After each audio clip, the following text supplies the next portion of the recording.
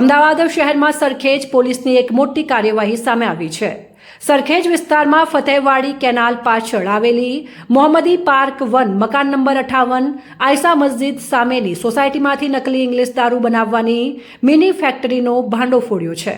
Sarkhej police PI S.A. Gohil સાહેબે charge સંભાળતા જ ગુનેગારોને દબાવવાનો અભિયાન શરૂ કર્યો છે। તેમની આગેવાનીમાં સર્વેલન્સ સ્ક્વોડના પીએસઆઈ વિજય શર્મા અને સ્ટાફના માણસોએ આ કામગીરીને અંજામ આપ્યો હતો। પોલીસે સ્થળ પરથી નકલી ઇંગ્લિશ દારૂ બનાવવા માટે ઉપયોગ થતા કેમિકલ, કાચા માલ અને દારૂ બનાવવાની સામગ્રી કબજે કરી છે।